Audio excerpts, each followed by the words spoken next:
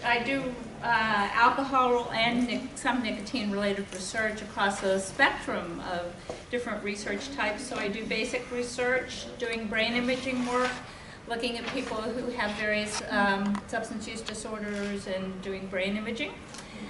We also do clinical trials work, and I'll talk about a medication that we're studying right now.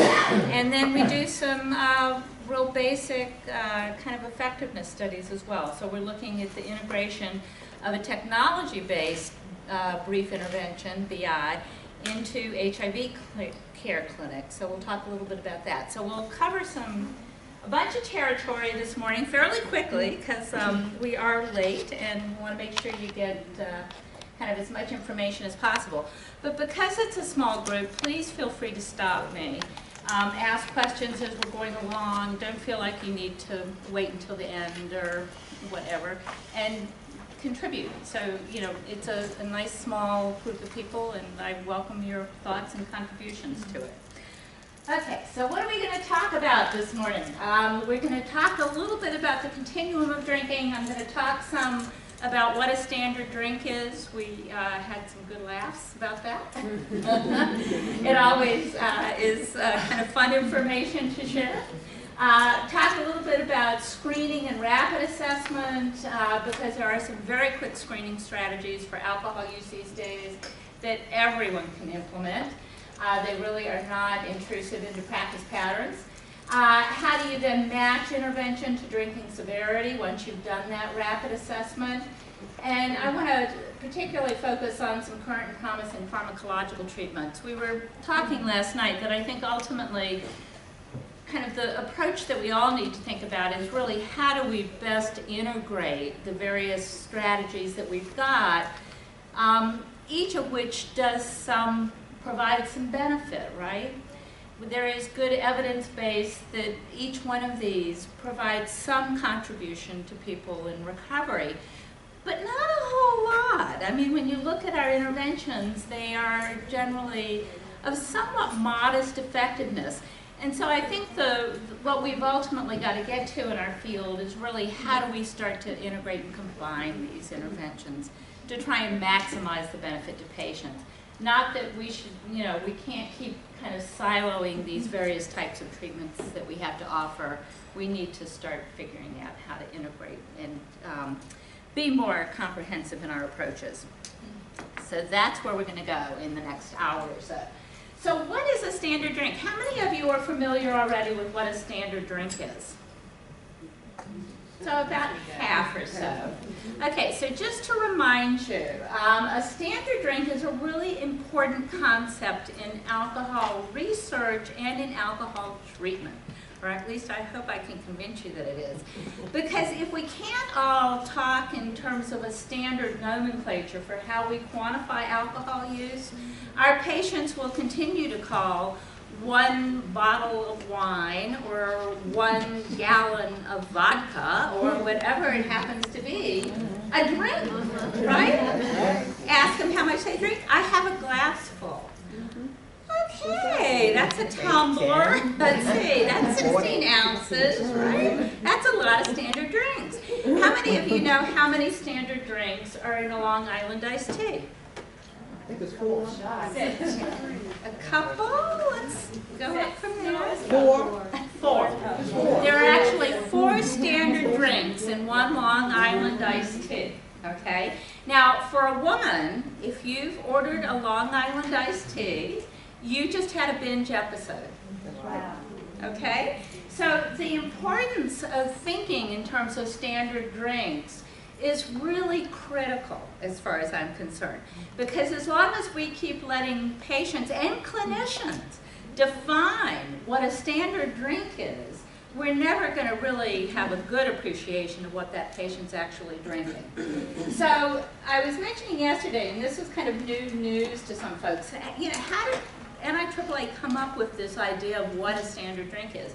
Or how did the field come up? It's actually 14 grams of alcohol is in a standard drink. And why is that a magical number? Because it is. It's actually meaningful. This was not pulled out of thin air. And 14 grams of alcohol is about what we clear in the course of an hour. And so by defining a standard drink as the amount that we typically clear in about an hour of metabolism of alcohol, if one drinks a standard drink, you're basically going to sustain a very low and constant level of alcohol, which will not have the negative consequences of drinking more than a standard drink an hour, okay? So there really is a good scientific reason that a standard drink is defined the way it is. So just to remind you, it's 12 fluid ounces of a regular beer, 8 to 9 of a malt liquor. And in Baltimore City, what's the favorite drink? What do you think we sell the most of? Malt liquor. Malt liquors. And what size do we sell it in? Double 40. digits, It's in the 22, 40s. 24. A 40 malt liquor, right? So how many drinks, how many standard drinks is a 40 malt liquor? 3, 5, Almost 5, 5. right? Yeah, so when patients tell you, I buy a 40, because that's, right? That's what we hear, isn't it? Yeah. I just had a 40. No problem, I had right? 2 40s. They've just had 5 standard drinks, okay? So when you take an alcohol history from a patient, it's really critical that you ask them what and how much, right? I had a drink. What kind of drink did you have, right? And how big was the glass? How much did you have? Did you pour? Because if they pour, the chances are that it's more than if the bartender poured, right? The bartenders are pretty careful about pouring a standard drink. Our patients are not. So it's really critical that we actually start to quantify this stuff. And why is it critical? Betsy, Yeah. there's a lot of beer now that's like 10.5%. They're fortified beers, absolutely. And so and fortified wines, you know, so yeah, these, and even if you look, you know, the young people these days are very much kind of into these sweet beverages that you can buy already mixed, right? So the lemonades, the hard lemonades, and the wine coolers, and all of these things that are being sold already pre-mixed. Well, if you look, the next time you're in the store, pick one up and look to see how much alcohol is in that. It's actually pretty surprising. They range from about 2.5 to 3.5 to 4 standard drinks, actually, in those pre-mixed sweet beverages. And the sweet beverages are very popular because, of course, it goes down easy, doesn't it? Yeah, it's the same reason the Long Island iced tea is so popular, right? They are easy to drink, and you are drinking large quantities quickly, and we're going to talk about that.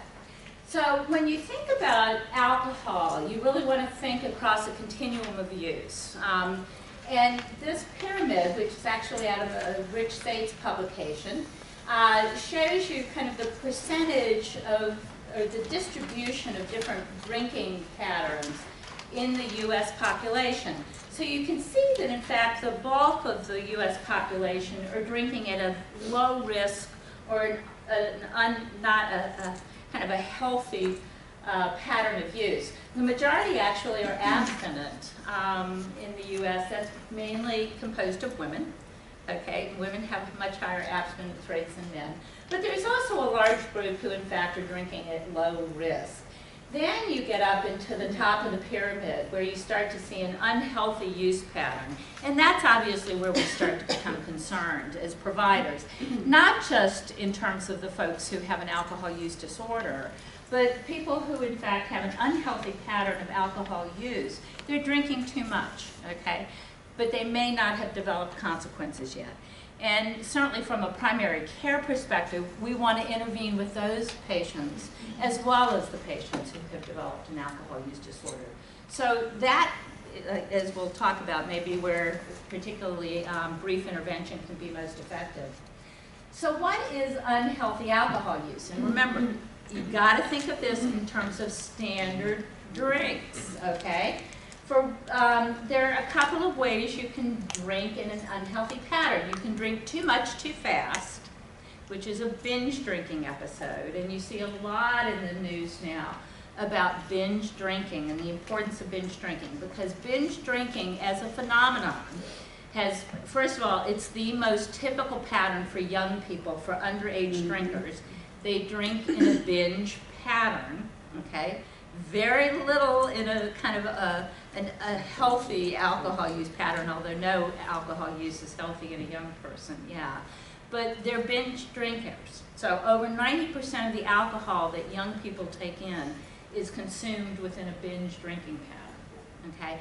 So drinking too much too fast. For a woman, it's having 4 or more drinks on an occasion. For a man, it's having 5 or more standard drinks on an occasion. As I mentioned, a woman has a Long Island iced tea and she just binged, okay? So in the summer, you know, it is not hard to imagine that these binge episodes, in fact, can occur with some regularity, can't they? The other way to have an unhealthy alcohol use pattern is to drink too much too often, okay? And that's when you're exceeding what NIAAA has established as kind of a healthy or social drinking norm or standard. And they've done this with a very good evidence base, which I think is also important to remember, that there's good science behind these limits that have been defined. So when you look at health risks, it actually escalates very rapidly once you exceed these weekly limits of drinking. Now for a woman, we're talking 1 standard drink a day. Okay, that's 5 ounces of wine a day on average. For a man, it's 2 standard drinks a day. And once you exceed that kind of healthy alcohol limit, you are into a range of drinking that has been shown to produce health consequences, negative health consequences for people. So you're into a riskier, hazardous drinking arena, okay? Then the final level is where, and people can drink at these levels and not have any apparent consequences, can't they? So a couple of glasses of wine, you split a bottle of wine at night with your husband over dinner, you are in a hazardous drinking zone if you're a woman, okay? That's 2 glasses of wine. There are about 4 to 5 glasses of wine in a bottle. And so you're actually exceeding a healthy drinking limit at that point. So it doesn't take a lot to get you escalated, yeah. Is that regardless of age? No, so that's actually a great point. I didn't put the age factor on here. Once you exceed, I think the cutoff is 62, and NIAAA actually, everybody falls into the woman's level, so to speak. So men, women, it doesn't matter. Your cutoff has dropped to 1 standard drink. But obviously there are a lot of things that go into defining what is an appropriate or acceptable amount to drink. So your health status, the medications you're on, your pregnancy status. There are a lot of cognitive status. There are just a lot of factors that you clearly want to take into consideration. So these are not absolutes by any stretch. And they need to be moderated based on people's health status. You bet. So thanks for bringing that up. That's an important point. Okay, so how do we screen for this stuff? So now that we know what an unhealthy pattern of use is, okay, how do we screen for it? And NIAAA has actually gotten to the point that they recommend a single question now, okay, as a screener, as the first screener for what's an unhealthy use pattern. And the screener, so it's the first question up there. How often in the last year have you had 4 or more drinks if you're talking to a woman, or have you had 5 or more drinks if you're talking to a man? So what are they screening for? A binge. Binge. Exactly right. So the cutoff, the screener, is a single binge episode in a year. Okay? 1 binge. Now, what does that screener get us into? A couple more questions, basically. But I really, I can't emphasize enough how these thresholds are set very low, okay? You want to trigger suspicion. You want to trigger additional questions with this very low threshold, basically asking whether or not the person has engaged in a single binge in the last year.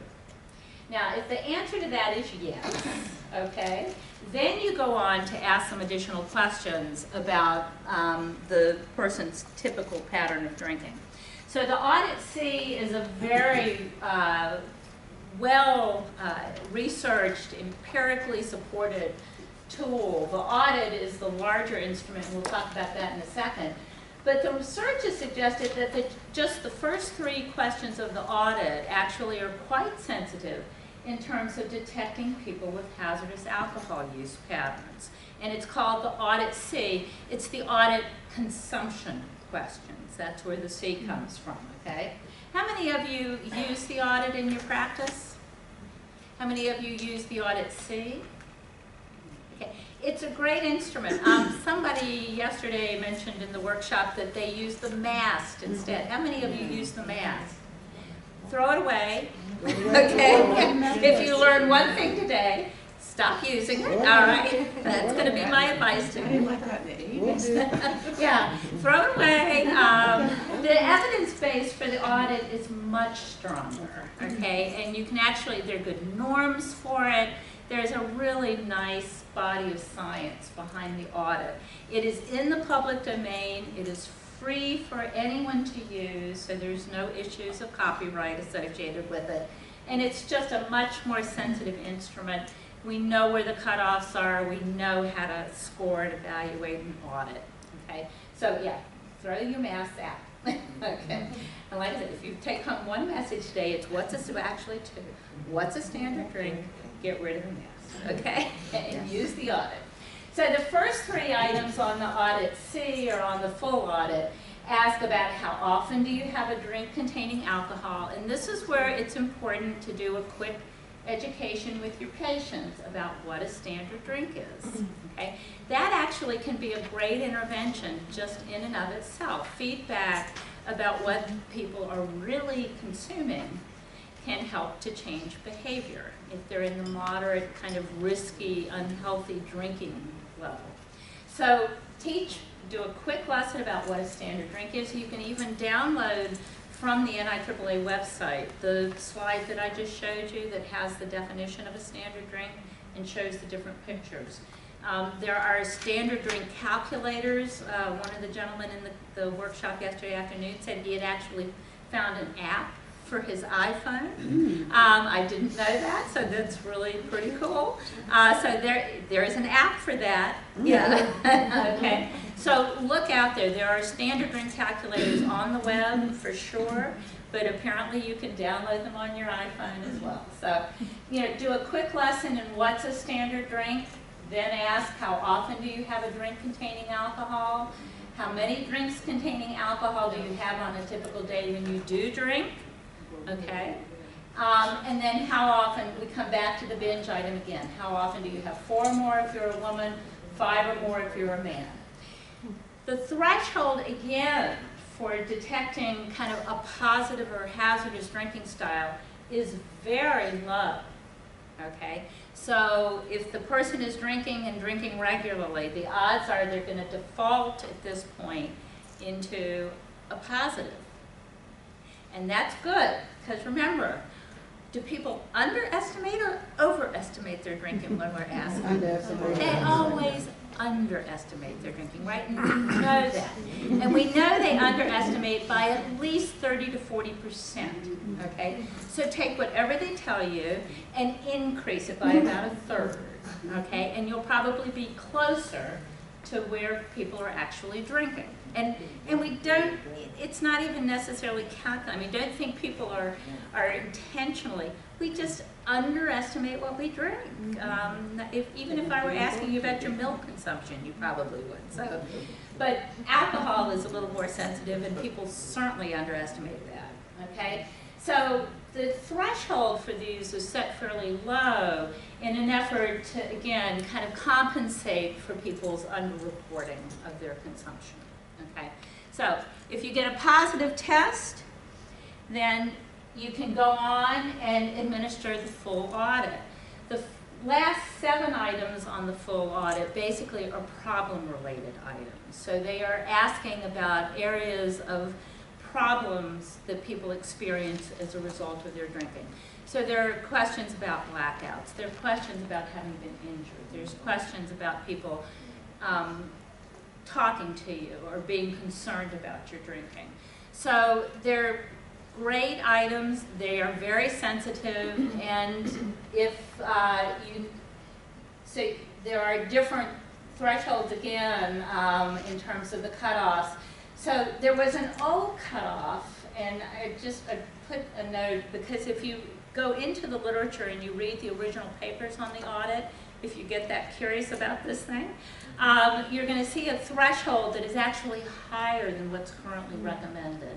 So the current recommendation for a problem or an unhealthy use pattern is greater than or equal to 3 for women, greater than or equal to 5 for men.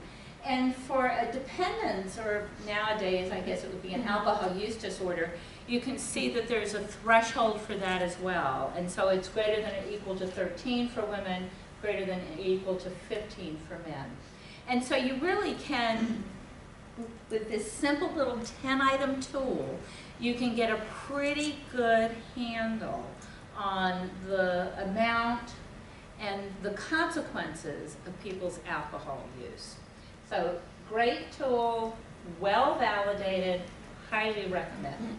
Now, if you've got somebody who is now scoring in the range of dependence, you've got the option of going on, and basically the Mini is a little tool that can help you actually form a diagnosis. So you can actually go on and administer a tool if you're interested in terms of trying to get actual diagnostic criteria for the person.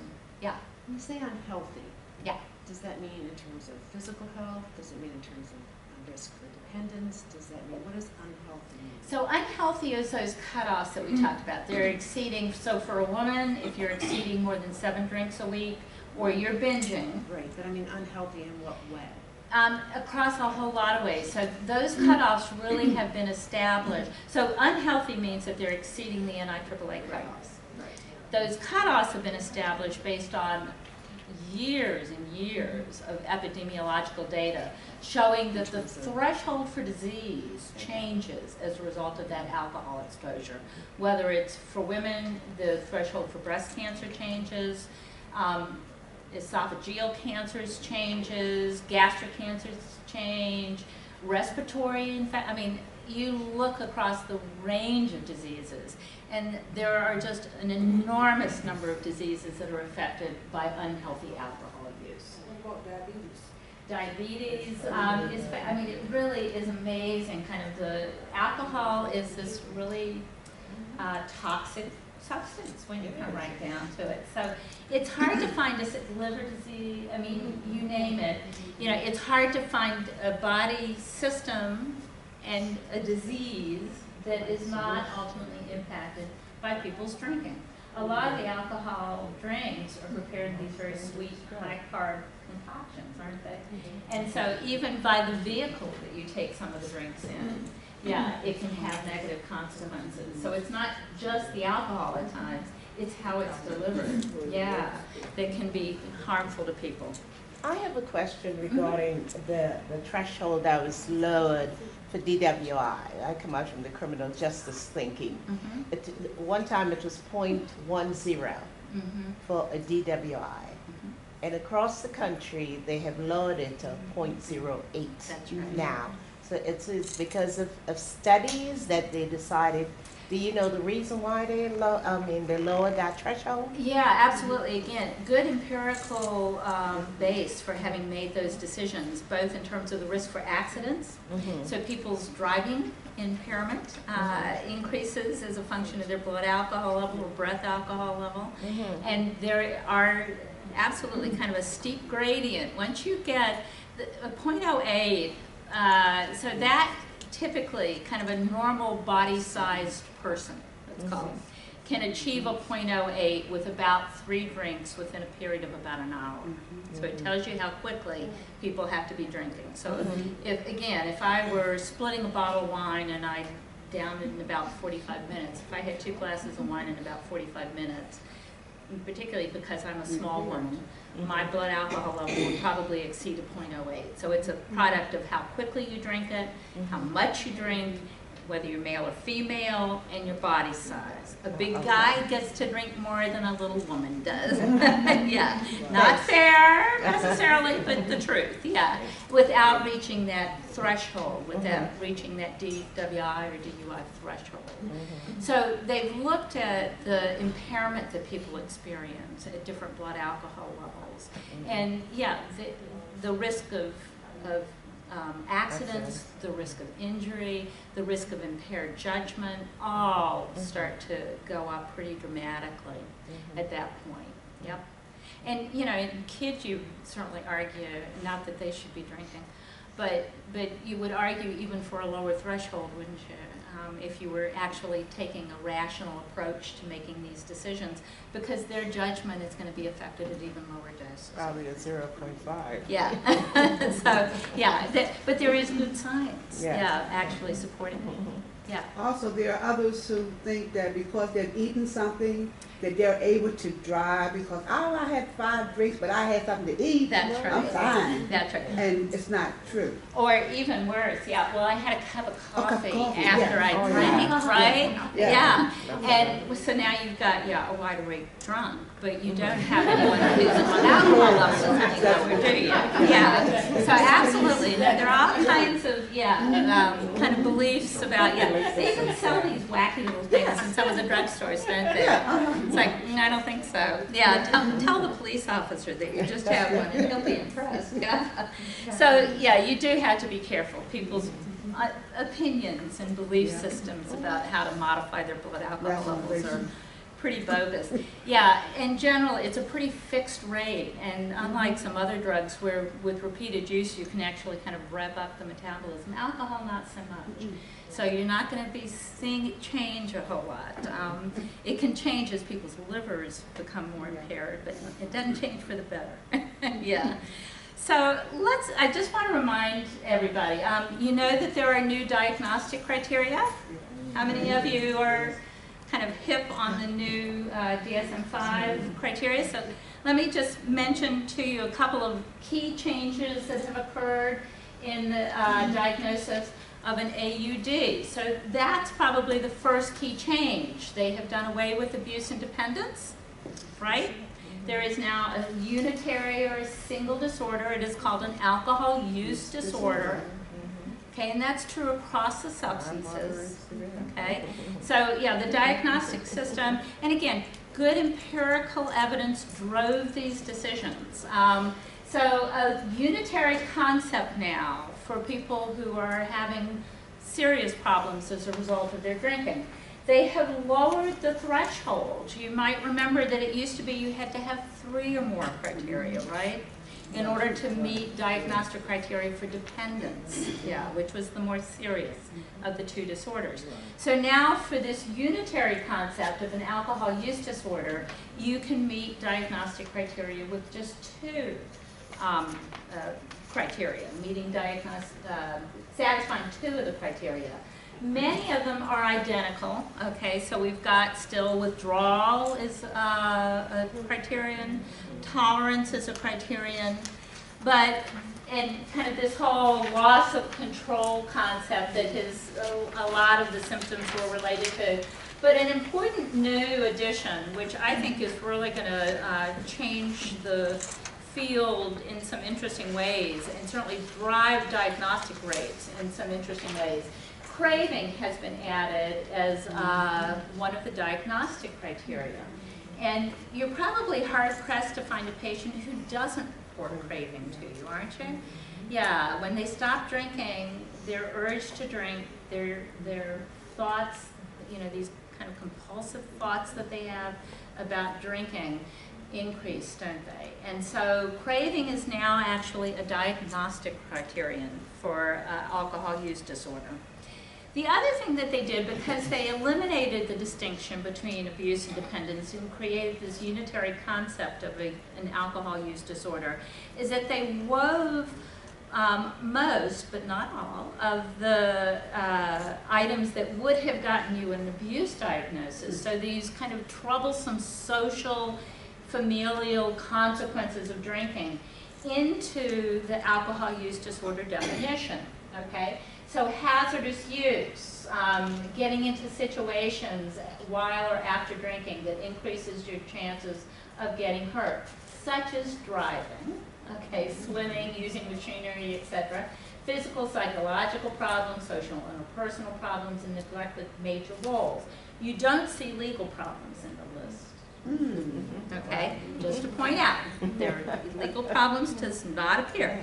But in part that makes a lot of sense, right? Because we know how few people actually get caught drunk driving, right? Lots of people do it. And so the behavior is what gets you the diagnosis, not the action of the police. Okay? So good decision making.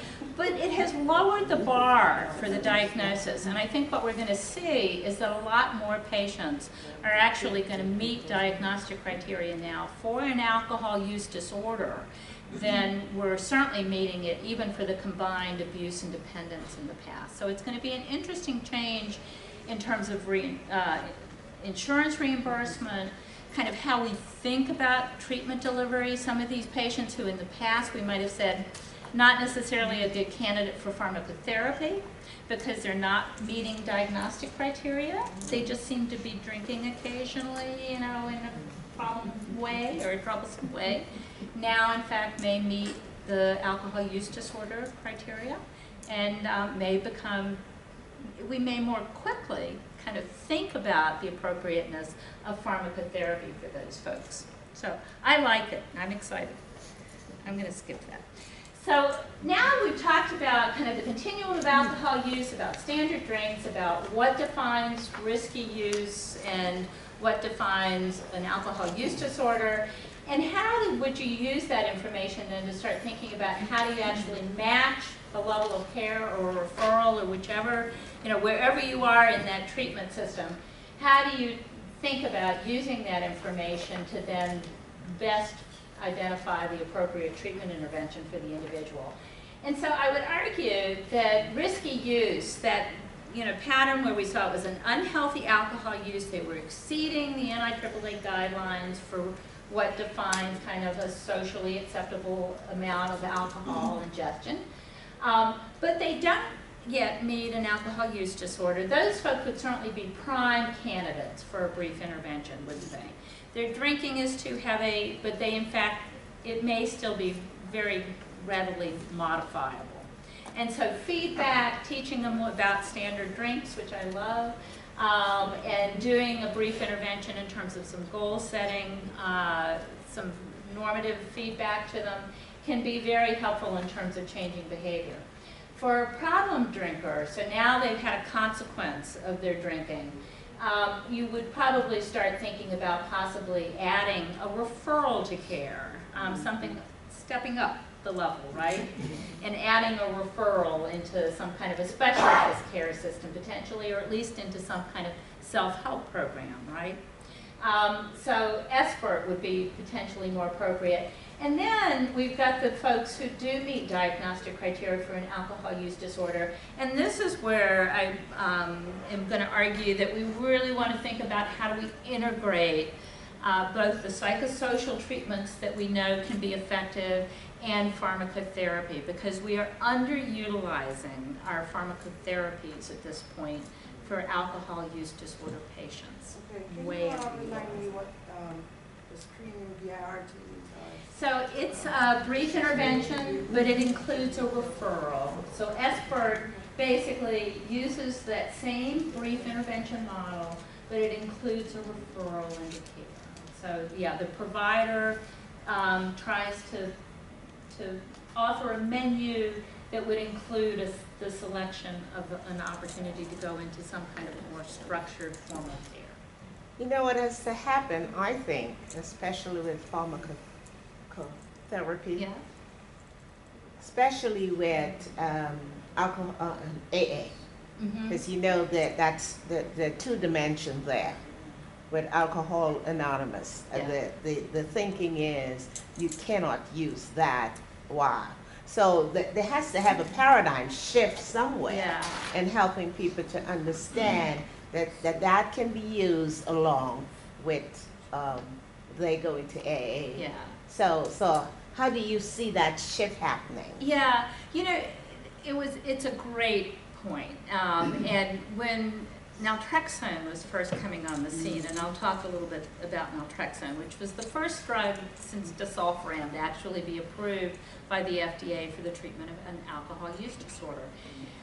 There was a lot of debate about kind of how this fit into the whole self-help paradigm that's been pervasive in the alcohol field, very different from opiate use disorders and cocaine use disorders. So the alcohol field really has been dominated by this self-help model for many, many years. And it's been extremely beneficial. There's no question about it. And you know, AA has actually come out with a number of position papers, and there is nothing in AA that inherently is in conflict with pharmacotherapy. So I think that there, again, this popular misconception about what AA teaches and the AA beliefs, and there really is nothing in the AA principles, nothing in the big book, nothing in the way it's been developed that is in any way in conflict with medication. So part of it is finding an AA home group that is comfortable, that doesn't have its own philosophy that might be in conflict with taking a medication. So it's really kind of shopping home groups as far as I'm concerned, because there's no question that there are home groups out there where people can feel extremely comfortable. People who have a dual diagnosis, people who are on medications. Yeah, double trouble. Yeah, you know, there are home groups out there that will be supportive.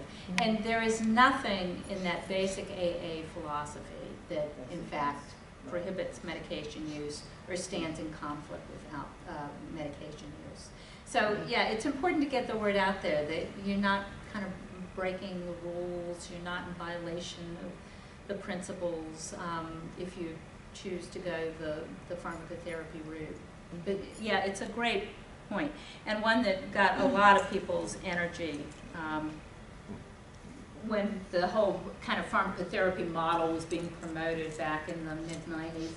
Just real quickly, I'm not going to dwell much on brief intervention because you have heard, probably if you went to one of the other workshops, you got an hour and a half of this, okay? But just to remind you, so there are kind of 3 A's. Instead of AA, they're AAA. To brief intervention. Ask, so screen all patients. Don't assume anything, right? Yeah, you know, there's great data that shows little ladies like me walk into the doctor's office and they never get asked about their drinking, do they? Yeah, the assumption is we don't do it next to us, right? Not so, yeah. So ask everyone, right? Screen everyone on the assumption that anyone is at risk for drinking too much.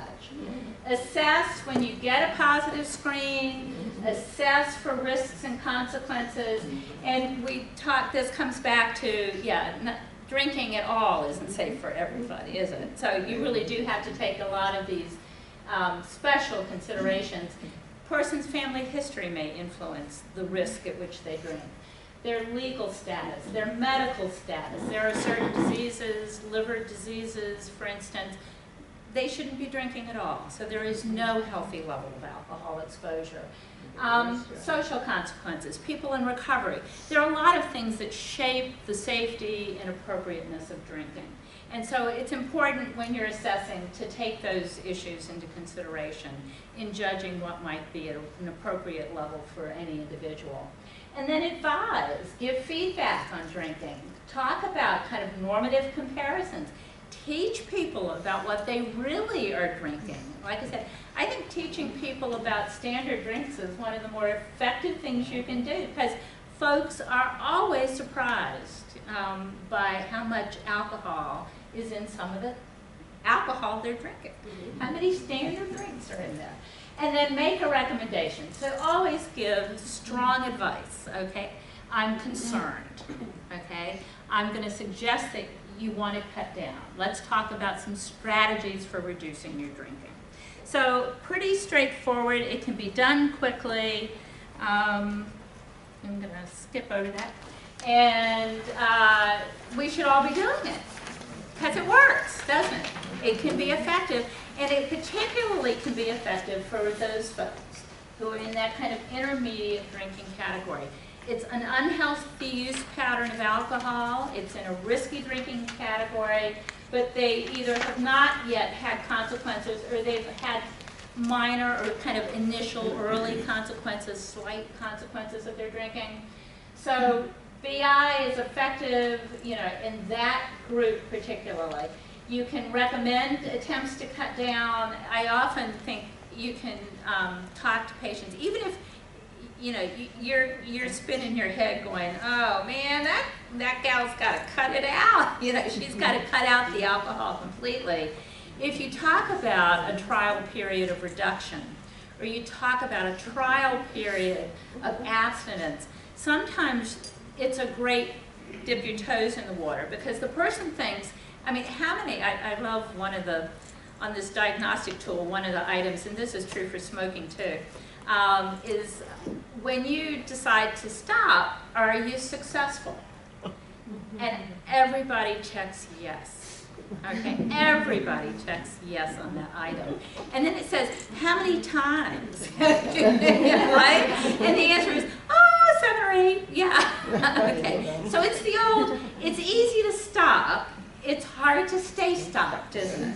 Yeah, the problem isn't stopping. And so doing a test trial, a test period, where you suggest a reduction, you suggest abstinence, can give you and the patient really great feedback. And this is true for smoking and drinking. Gives them really good feedback on their true ability to self-manage, to self-control their behavior, okay? And they may come back and say, you know what, it was harder than I thought. You know, now let's talk about abstinence. Let's talk about the next steps. Yeah. I would maybe just add that you have to join the patient where they're at. So if they're in pre-contemplation, you know, you probably don't want to do this as much, or modify the message. Otherwise, you're not really joining the patient. Yeah. Although sometimes even suggesting a reduction, you know, let's just give it a whirl, okay? Let's see. I had worked with a gentleman, who wanted no parts of reducing his drinking, that's for sure. And I said, okay, I'm there with you, all right? I hear you loud and clear. But let's just, for a couple of days, let's pick a day out of the week. You tell me what day it's going to be. And let's give it a try to see if you can actually abstain that night, okay? Because you're telling me you're good, yeah. And it really was an eye-opener for the patient. When he came back, it was, you could see that the cogs were starting to turn, that maybe I don't have as much control over this behavior as I like to believe I do.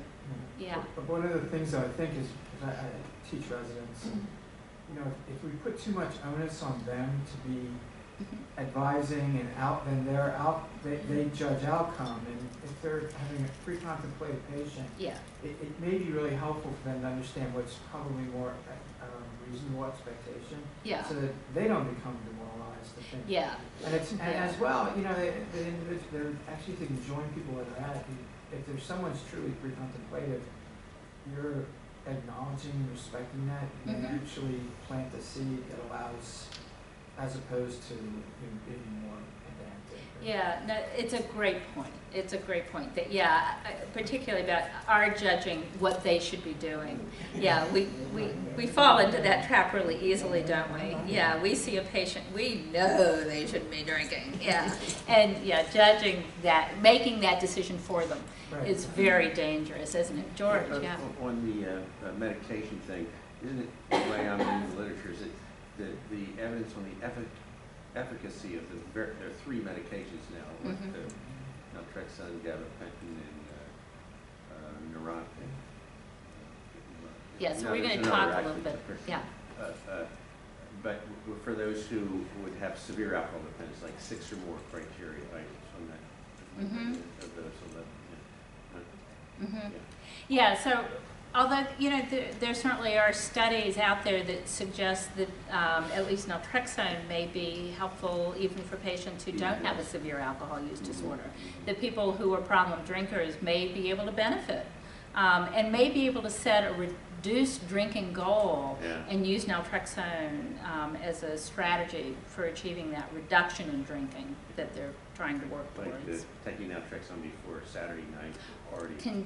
You know, even more limited evidence, that you can use it strategically. Right. If you can anticipate, you know, the wedding reception, the New Year's Eve party, but that's really, you know, our database, our evidence becomes even shakier, I think, in terms of suggesting that approach. And most people, unfortunately, don't plan their drinking quite that carefully. It would be nice if we did, wouldn't it? Yeah. Does naltrexone, now I know it blocks opiate receptors, so It does naltrexone block, and I've heard that it works well with alcohol, but I just wasn't sure what receptors. Does alcohol use the same receptors as opiates? In part, yes. So it works through the opiate system. So we're going to talk a little bit about that. So I'm going to. You have until 11. Oh, okay, good. Thank you. Moving right along. Okay, so why think about pharmacotherapy? Okay, and I do a lot, so let me caution you about that. I think about it almost every day in my career. So I advocate for it because I want to kind of put it into a model as we begin to talk about it. You know, primary care physicians, internists, have become very comfortable in prescribing antidepressants, haven't they? Who is the, you know, where do most of our antidepressant prescriptions come from these days? It comes from, well, it's written by internists, primary care physicians, family doctors, right? Yeah. And while they may not always kind of follow the guidelines as carefully as might be ideal, the fact that they've gotten out there, that they're more generally available, that more people are receiving treatment through this mechanism, I think is a really positive sign, okay? It's a great model for us to think about trying to promote the use of alcohol pharmacotherapy. So in the ideal world, people would be physicians, nurse practitioners, providers, would be just as comfortable prescribing an alcohol pharmacotherapy as they would an antidepressant, right? I don't think alcohol use disorder is any more difficult to manage in that kind of a setting than depression is. So we're really trying to move towards a model where these pharmacotherapies become part of what the practitioner thinks about when they're just treating all aspects of their patient's needs. We've got a study right now that we're doing in HIV care clinics, which are in perfect location. It's a perfect setting for thinking about how do you integrate alcohol care into a primary care setting. And HIV care clinics really are primary care settings these days. And they're chronic care settings, aren't they? Because, thank heavens, with the better medication strategies that we've got, people are living with this disease for long periods of time. And so we've been doing surveys of providers in HIV care settings, and what we constantly hear is that they just don't feel like they've ever had the training. They don't know how to do this. They don't feel confident that they know how to prescribe alcohol pharmacotherapies. Not that they wouldn't, not that they don't recognize the prevalence of alcohol use disorder in their patients, but that they just don't feel like they've gotten the training and the comfort to be able to do this. And so I think as we keep pushing these care models into primary care settings, we've really got to figure out how to get training to providers, in Maryland, it's nurse practitioners and physicians, on how to incorporate these models of care, how to incorporate these medications into practice. So that's my little soapbox for a moment. So why pharmacotherapy as a tool? Because this is a chronic condition, and most of our psychosocial treatment models barring the self-help models, but most of what gets delivered in specialized care clinics is of a relatively brief duration, right? 3 months if we're lucky these days, yeah. So those are not chronic care settings. They are acute care settings, unfortunately. The medications can actually be useful in targeting the specific neurotransmitter systems involved in reinforcement and the relaxing or sedative effects of alcohol use. So we're really getting to the biochemical basis of why people drink. People drink because it makes them feel good, right? So they think. Well, it does initially, or you wouldn't repeat the behavior. If it wasn't reinforcing, you wouldn't repeat it, would you? Yeah, and same with smoking. People smoke because initially they got a very pleasurable effect from it. Now, it doesn't mean that the model doesn't change over time, Yeah. but the drug produces pleasant anxiolytic effects. That's why we drink it, okay? So if we, in fact, have medications that can target those physiological reasons why we drink in the first place, that's a good thing. They can be used in combination with counseling and other behavioral techniques. They can be used in combination with self-help programs. So there's nothing that says that these things are in conflict with each other. In fact, as I mentioned at the beginning, each one of these models has a pretty modest effect size. They do good, but they do good in a modest way. And to the extent that we can start to add them, we can start to combine them, we increase the potency of the interventions that we've got. And finally, they can reduce relapse and help to maintain abstinence. So they can really be effective not just in terms of the early initiation of abstinence, but they can be helpful in terms of a chronic care model of helping people maintain long-term abstinence and long-term care. Why primary care, why HIV care settings, why any of these contexts are useful? Because they have long-term access to patients, unlike these specialty care programs do. Because often, in fact, there is payment mechanisms available through insurance programs for patients in these settings that can be used. The providers have become very comfortable in terms of successful management of other psychiatric disorders, and depression is certainly probably the hallmark. And there are support staff. There are ancillary care providers like nurses in these settings, social workers in some of the settings that can help to reinforce and make the phone calls, get in touch with the patient, follow up after the visit. So there are other resources that are available to really keep that patient engaged. Who's a candidate? Anybody, as far as I'm concerned, with an alcohol use disorder who is currently drinking, or who may be abstinent at the moment, but who is continuing to experience severe craving, yeah, where it really is, it's intrusive, it's interfering with their kind of successful recovery, and they're at risk of returning to drinking.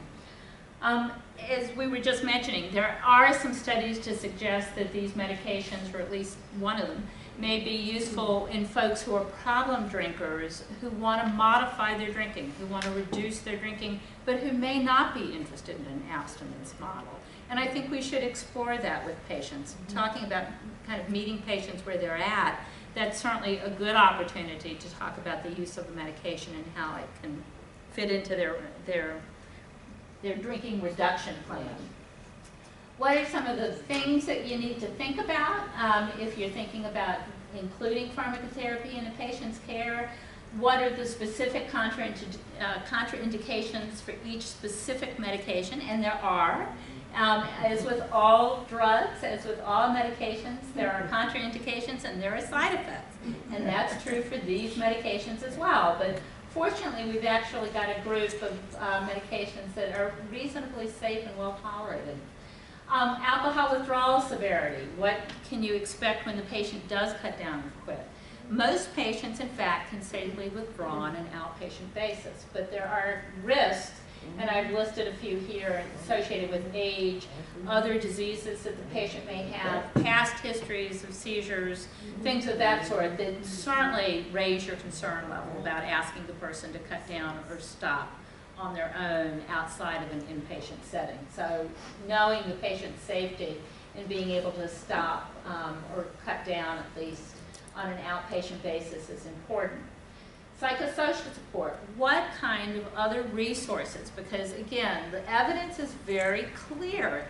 These pharmacotherapies are most effective when they're done in combination with some kind of psychosocial support model, okay? You don't just write the prescription, because in more times than not, unfortunately, it probably is never going to see the pharmacy counter, right? That's right. It's not going to get filled, yeah. So you need those psychosocial support mechanisms to really, number one, help the patient fill the prescription, and number two, to help the patient take the prescription as it is intended, okay?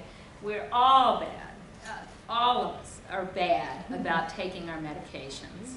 And we often think of this as a kind of a denial, a unique problem that's associated with alcohol use disorders and patients. You know, this is a particularly resistant, a treatment-resistant group of patients. I can't tell you how often I miss medications. So if I am any example of the general public, and I suspect I am, yeah, we're just all bad at adhering to medication regimens. And the more complicated the regimen, the worse we are, right? So this is no different than any other medication. Patients need support, they need encouragement, they need counseling to take it appropriately. And there are good medical management programs that have been developed to help with that. And they are in the public domain, they're readily available. And it coaches the patient a lot about the importance of taking the medication as prescribed, about how it's kind of the mechanism through which it works and why that prescription pattern is so important in terms of maximizing the effectiveness of the medication. Okay, so with that said, a couple of words about what are our options right now.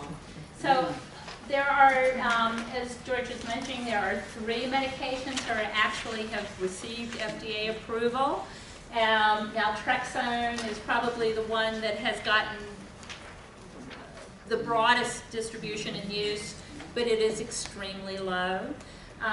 There is an oral form of naltrexone. There is also an injectable form of naltrexone, Vivitrol, which is on the market. Unfortunately, it is quite expensive.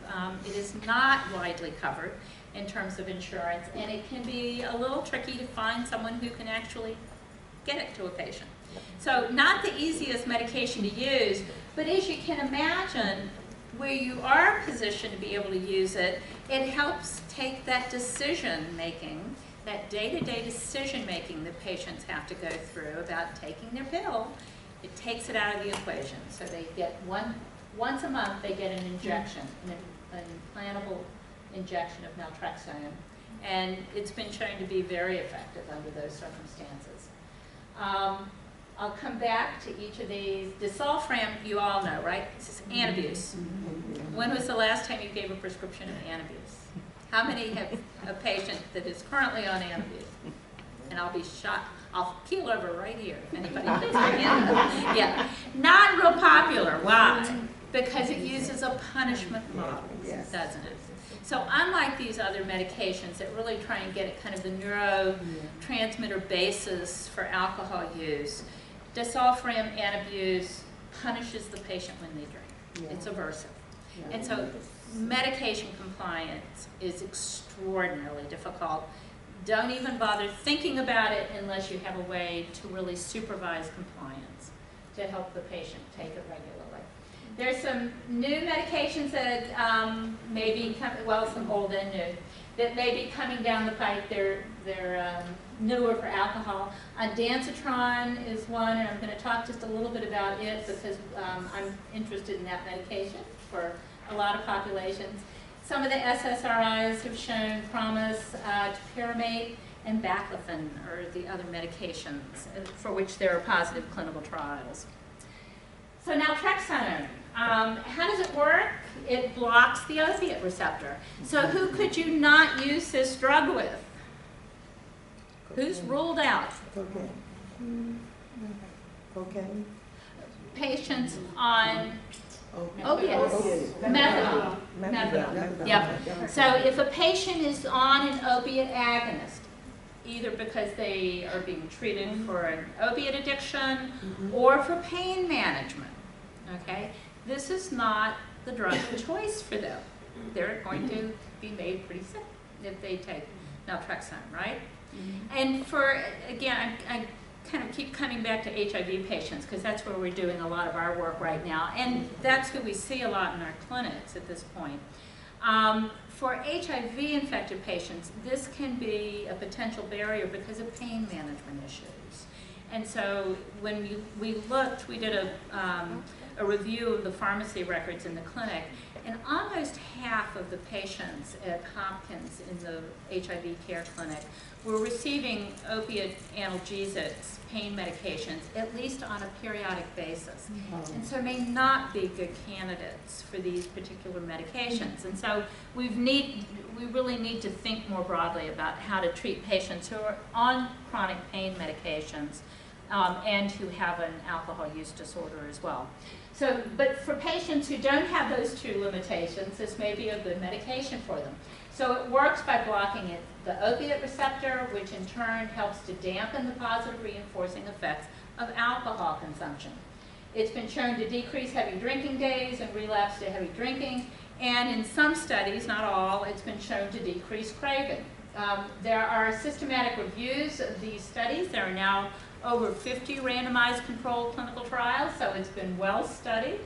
And the outcomes consistently across these systematic reviews show that it is effective. So compared to placebo, it reduces the odds of returning to heavy drinking in patients, and there's a reduction in overall numbers of drinking days, and there's improvement in liver function. So we actually have a nice biomarker that suggests that it's not just patients telling us they're doing better. They actually are doing better in terms of their alcohol use, and we know that because their liver function is improving. Excuse me, is Yeah. Naltrexone also used for opiates overdose? Is that used for that? A very similar drug, yes. Oh, it's a similar Naloxone Oh, okay, is used okay. to reverse opiate overdose Okay. usually. But Naltrexone has been used to treat opiate addiction. In fact, it was originally developed, right, or implemented in the context of opiate addiction, not alcohol addiction. Again, a hard sell in opiate addiction because it blocks the reinforcing effects of opiates when patients use them. So it's not found a lot of uptake in terms of opiate addiction, but it's very effective. So when you've got a patient, for instance, with healthcare providers, this is a medication that's been shown to be effective in the treatment of healthcare providers who are opiate dependent because there's big incentives. You can get compliance with the medication. For alcohol use disorder, basically 50 milligrams a day is currently the recommended dose. There are certainly folks who recommend a gradual ramp up to achieve that dose.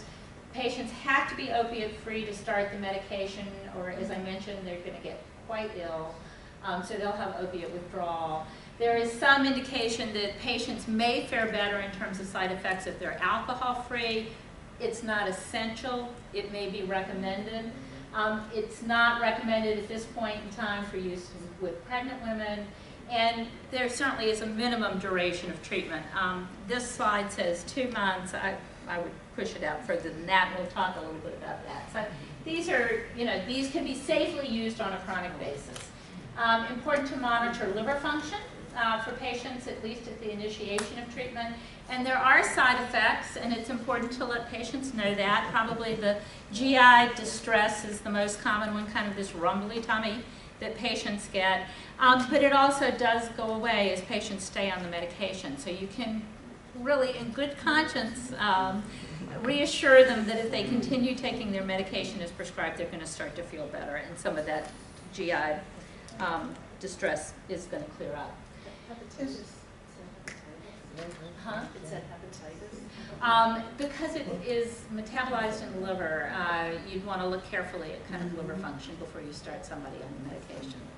Yeah. Just a comment about with opiates, it could be particularly useful for people coming out of prison or out of a detox. because they're very, even though Yes. they may not take it for the next 5 years, like someone with methadone, Yep. that very high risk period will really protect them and could facilitate getting out of their treatment. Yeah, I mean, it's a great drug Yeah. for opiate addiction. Yeah. It's just a hard sell. Yeah. Yeah, so there are certainly populations that may be primed Right, to yeah. use it, that are kind of positioned to best make use of the medication. Yeah. So folks who have been in a controlled environment where they have not had access to the drug Correct. are probably the best And they're all targets. deep cleaned and everything. Absolutely. Yeah. Age, is there any age guidelines for naltrexone? Like, is it okay for like an 80-year-old woman or? As long as she's healthy and there are no other medical contraindications for her, yeah. If she's having a drinking problem, she may be able to benefit from this. Yeah, and even with that, you know, alcohol is so toxic for liver function that you really can weigh this medication in terms of what's worse, right? Yeah. There was another hand, yeah. Actually, what about the other end of the age spectrum, adolescents? You know, that's a great question. And George, you probably know this literature better than I do. There have been a couple of studies now with adolescents, and I think they are showing effectiveness with naltrexone? yeah, with naltrexone, right? It's not been well studied. No, the first study we did in Russia, the average age was like 21. So Okay. they were young. And that was oral naltrexone, but in the adherence was much better than in the U.S. because it's the only effective medicine you can have with it. Yeah, And we didn't have any problems with it. yeah. You know, And I think there may be a couple of U.S. studies. Maybe they haven't kind of been finalized I yet. don't know of adolescent naltrexone studies in the U.S. Really, that are ongoing? I thought I saw some in the Clinical Trials Network, but I'm not in the Clinical Trials Registry. So it's a good question. There's probably no reason to think that it wouldn't work, but we don't have an evidence base for it at this point. How long does someone usually, I know there are lots of factors, but Yeah. how long are people usually on this? Good question. So the initial clinical trials were 12 weeks. There have been longer studies now that have gone out to a year. The Vivitrol study actually, so the implantable naltrexone even went out longer than that, so patients have the option to stay on it. And with opiate addiction, there have been studies that have looked out years at people on the medication and have not found any negative effects of long-term use. So our evidence would suggest that it is a safe medication that patients can stay on for extended periods. Yeah, and there was at least one study that went from a daily dosing pattern, which is what this drug requires, to trying to use it strategically for, if you knew you were going to a party, if you knew you were going into a high-risk drinking opportunity, if your cravings had increased, you could reinitiate naltrexone. So real kind of using it as a spot treatment, so to speak, to try and prevent relapse. Not a lot of data, but it looked like it was promising when it was used that way. And when they've come off, what has been shown? Yeah, so unlike, the opiate addiction, certainly, right, the relapse rates are just pretty staggering, aren't they? The neat thing about this is it's not a replacement medication. So people don't get high from naltrexone. There is no kind of psychoactive effect of this medication in terms of feeling pleasure or sedation or any of the things that are associated with something like a replacement with methadone. So it doesn't have those same, well, let's see, let me phrase it in the positive instead of the negative. It provides an opportunity for patients, and that's why these psychosocial treatments are so important when used in combination with it, right? Because part of what you're doing is you're buying time, aren't you? You're buying time to teach patients new skills and to give them the skill set that they need through psychosocial treatment interventions, self-help programs, joining the fellowship, things of that sort, that will help them sustain their recovery when they discontinue the medication. And the relapse rates for these kinds of medications are actually lower. They're better than what you would see with an opiate replacement medication, for instance, for opiate addiction. Yeah. The other thing is they only need to get it once a month. They have to come every day, like in a methadone program. It's much more convenient for the patient. Yeah, If they, now, though it doesn't have any kind of rewarding effect. yeah.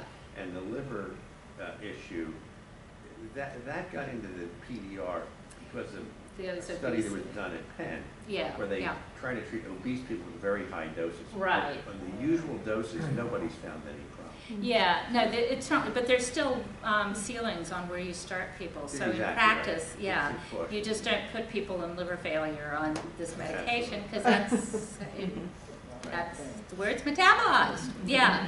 So yeah, and it's extremely safe, but there are caps in terms of prescribing that are recommended for who would not be a good candidate.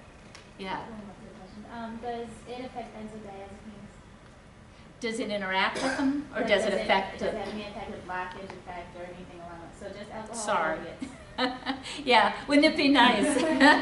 One pill treats all, yeah. Unfortunately, we're not there yet, yeah. So no, different mechanism, yeah. Yeah. Camprazate, I'm going to mention, the odds are that nobody in the room will ever have a patient that they place on it, but let me mention it. Different neurotransmitter systems involved in the effectiveness of a camprazate, although we're not 100% sure exactly what it works through. But it's been shown to be effective more in European trials than US trials. There have been a couple of large US trials that unfortunately did not demonstrate efficacy for a camprazate. But overall, when you look at, again, across the randomized clinical trials, so there have been 24 RCTs, randomized clinical trials for this medication. And when you compare it to placebo, it does show a very modest effect in terms of improving the duration of abstinence. So there is evidence across these 24 clinical trials that it is doing something. Now, this is one where, remember we just talked about compliance? This one's a tough one, okay? Takes a lot of drug to get into the brain. You have to take a lot of it. You can see that you're taking it 3 times a day, okay? What do you think the success is for adherence? Very small. Yeah. So it's a tough one because the effect size is really pretty moderate, very modest. It demands a lot from the patient in terms of compliance, okay? And the main side effect of this medication is diarrhea, and it really is diarrhea. Yeah, that's not just, you know, yeah, in the books, it's real. Yeah, we were part of 2 clinical trials that used this, and woo, you knew who was on active drug. Yeah. No question, who was not getting placebo on those trials. Yeah. I'm going to mention ondansetron. Ondansetron is Zofran. Okay, you may be more familiar with it as Zofran. It's probably its broadest use is for the treatment of nausea induced by chemotherapy, but it's used more generally for nausea following surgeries and things of that sort. So it's a nausea management medication, the way it's most commonly used. It has been shown in a couple of clinical trials now to possibly be effective for the treatment of alcohol use disorders, and particularly for these younger, or these folks who had an earlier onset of alcohol use disorder. So it's kind of neat in that there are some apparent specificity for the group in which it may be most effective. I want you to make note, these doses are way below the doses that are used for nausea management. And we currently, as I mentioned, have a clinical trial. We're actually using a pediatric formulation of ondansetron, so it is available as a liquid in lower dose concentrations, and you can use a pediatric formulation, and they draw it up with an eyedropper, okay? And in fact, we had one patient who loved the taste and wanted to know if he could take more. So no one's been opposed to the taste yet. It hasn't become an issue for us. Yeah, but it's important to note the dose range that appears to be useful for the treatment of this disorder. There are some indications that patients who have QT prolongation, and sometimes that can include methadone patients, because methadone can be associated with that, may be poor candidates for initiating this drug. I think we just don't know enough. So that may change with time and practice with this medication. As I mentioned, we're currently doing a clinical trial in HIV-infected patients, and we have seen an extremely low rate of side effects. This is the side effect profile for the normal dose that's used for nausea management. At the dose range that we're working in, we see almost no side effect complaints with this medication. So we're excited because particularly with these patients who are on pain management medications, maybe on opiate replacement agonist therapy, who would not be candidates for naltrexone, we have not had a whole lot to think about in terms of offering pharmacotherapy, and this may be an exciting drug. It doesn't have sedation problems associated with it at the doses that we're using, so it's kind of nifty, and I'm hoping that we get more positive clinical trials out in the next couple of years so that we can get a better understanding of how it's working. I'm going to skip over this. Can I ask you a brief question? Yeah. She was briefly yesterday, I think the speaker was talked about just kind of leaned in on Chantix. Say a little louder. Chantix? Yeah, As a, yeah. So that, I mean, There have been studies that have shown that it may be effective for alcohol use disorder. So there was just one published out of a clinical trials group that NIAAA has that suggests that there may be benefit not only for smoking, but for alcohol use as well. So that's another one that may be coming down the pike. It's very early. you So said that Pfizer is not really interested in studying it for alcohol. you know, a lot of drug companies aren't real interested in this population. Yeah, despite its prevalence. I mean, they should be. This is a highly prevalent problem, isn't it? Yes, But a lot of drug companies don't want their medication associated with this disorder. Yeah, Why not? go figure. Yeah, you'd think they'd be interested in making money. I guess it's the stigmatization of it. Yeah, so exactly. They don't want kind of linked Right. to Link these in. They treatment don't want to be problems. linked in. Yeah, it is funny, right? Not only are our patients stigmatized, but our pharmacotherapies are stigmatized too. Go Drug figure. addicts get a prediction of bad reputation. They do. You know, if we could just get them to clean their act up, I tell you. Because it couldn't be the researchers, you know. Conversation. Yeah, can't be us, yeah.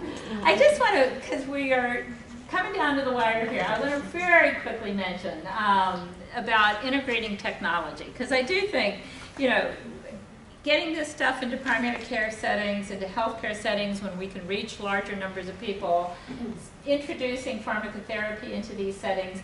And then, as I mentioned, these pharmacotherapies are most effective when they're used in combination with other kinds of supports, right? Well, we are moving in this field into really looking at how do you integrate technology into treatment. How many of you went to the smoking workshop yesterday afternoon? I'm sure there was a lot of discussion about integrating technology into treatment there, because they are light years ahead of where we are in terms of doing this.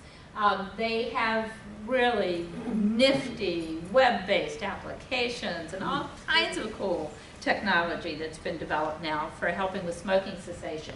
And I think it's just going to be a matter of a couple more years and we're going to be in the same place. And we're going to have tools that patients can use on their smartphones, on their computers at home, to deliver these interventions to them. So let me just mention a couple of kind of resources to think about when you're talking to your patients. Just for fun the other night, when I was pulling these slides together, my Google search bar, I put, am I drinking too much alcohol? Okay, just in my Google search engine, I came up with 58 million hits. Wow. Do you think there are resources out there? Yeah. 58 million hits. Now, what was even more surprising to me, because when I saw that, I went, no way, right? These are just wacky sites. This has got to be crud that's out there. And I started screening just quickly, you know, paging through, and darn it, they were pretty good. I mean, it was really pretty striking to me how much is out there and available now on the internet for our patients to use. I mean, not only can we use it to better inform ourselves, but it is free and it's sitting out there for patients to make use of. So there were sites that provided self-assessment tools. Even Oprah, I've got to say, Oprah's site, yeah, had information on alcohol assessment and self-help on it. I was like, you've got to be kidding. This is too cool. Yeah. The sites provide normative feedback on what your level of drinking is relative to U.S. norms, okay? Normative feedback is a great intervention. Lots of sites had self-help or self-checkoff sheets or lists for signs of problem drinking. How do I know when I have a problem, okay? And then there were sites that had strategies for how to reduce, how to cut down, tricks that people can use. So there is an enormous amount of information out there right now that our patients can be making use of and we can be making use of. The doc doesn't have to do these assessments anymore. Give them a link and tell them to go out and check this out, okay? Yeah, fill it in the privacy of your home and tell the truth, okay? Be truthful. You don't have to tell me, tell yourself. So Anti-AAA, just to put a quick plug in for Anti-AAA, they've developed some wonderful tools and materials on their website under the title of Rethinking Drinking. Really great materials that are easy to use and very user-friendly materials and content. There are apps now being developed that have to date been used primarily with younger people because they were much more tech savvy, right? But phone and text messaging apps that, again, deliver this positive message. They can be used to remind people to take their medication. They can be used to give them tricks, hints, encouraging messages, good job, keep up the good work, all kinds of cool things like that. And there is a strong evidence base for their effectiveness. People love this stuff. They find it extremely reinforcing to get these messages and to get rewarded on a regular basis for good behavior. It doesn't have to be us. It can be their phone talking to them. Sure. Isn't that cool? And finally, let me just quickly mention, so we are currently involved in a study, again in an HIV clinic setting, about using a computer to actually deliver brief intervention. It doesn't have to be a person, okay? We've got a bird delivering our brief intervention. Hi, my name is Petey and I'm fabulous, okay? And Petey's got a great sense of humor. Thank you very much. It's weird. Petey spoke people. But Petey basically goes through, we've got a program that delivers an evidence-based intervention. It is based on good BI principles. We've incorporated all of the kind of elements of those 3 A's that you would want to see in a good BI. It branches, so it lets patients tailor what they focus on, the content of their brief intervention to the problem areas and the issues that they're most concerned about. And it gives them an opportunity for goal setting at the end of the intervention. A bird can do this, okay? And we've had patients come out. In fact, it's so cute. The RAs will say, you know, they're talking to the bird, don't you? So patients are interacting with Petey while he's talking to them. And then we've had my favorite line. One patient came out at the end of the bird and said, is it strange, do you think, to love a bird? So patients are engaging with these avatars. They are non-threatening. They don't become judgmental. They don't, have expectations, do they? So they can deliver this non-judgmental, consistent message to the patients that can be very hard for practitioners to do. And they're fun. They're engaging for patients. So I think it's just a matter of time before we stop bloodying our heads trying to train providers to do this stuff. Because we've been there, it's hard to sustain because of the time, and we're going to start using these computer basics. There is no reason PD could, he is web-based, he's just not publicly accessible at this point. There's no reason in the world a patient couldn't be given a link and told, go listen to the bird tonight and see if you get some ideas for what might be helpful to you.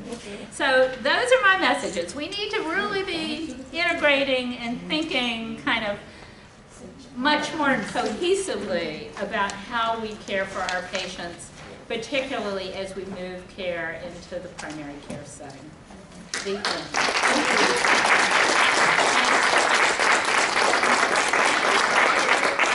Great group, thank you.